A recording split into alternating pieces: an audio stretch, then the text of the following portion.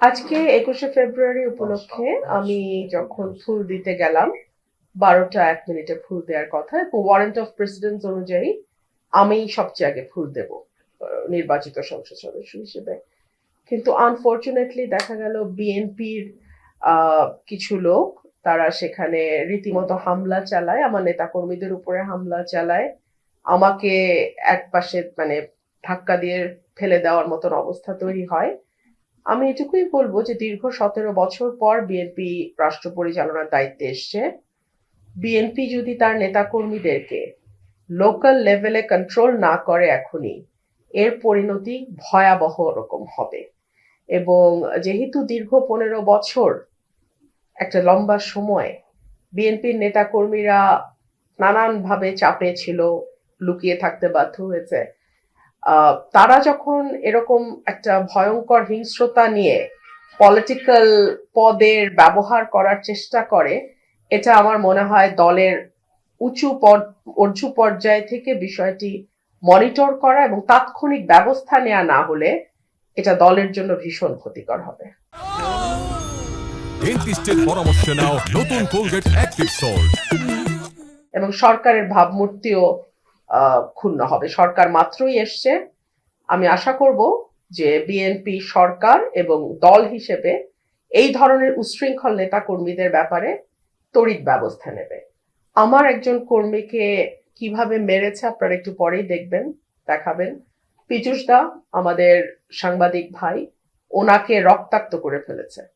So BNP কে এখনই যদি নিজেদের কন্ট্রোল না করে বিএনপি, এর পরিণতি ভয়াবহ হবে, আমি এটুকুই বলবো। এটা একেবারে পূর্ব পরিকল্পিত হামলা এবং উপজেলার নেতারা, এবং সেখানে কিন্তু উপজেলার প্রেসিডেন্ট সেক্রেটারি ছিল না, আমরা কিন্তু উপজেলা প্রেসিডেন্ট সেক্রেটারিকে দেখি নাই। এখানে গুন্ডা প্রকৃতির একটা লোক, উনি এই হিসাবে এভাবে এলাকায় এভাবেই পরিচিত, সেই লোকের নেতৃত্বে কিছু উচ্ছৃঙ্খল ছেলে পেলে তারা গিয়ে হামলাটা চালায়। এটা তো ওদের একটা পরাজয়, মেনে নেওয়ার কষ্ট আছে।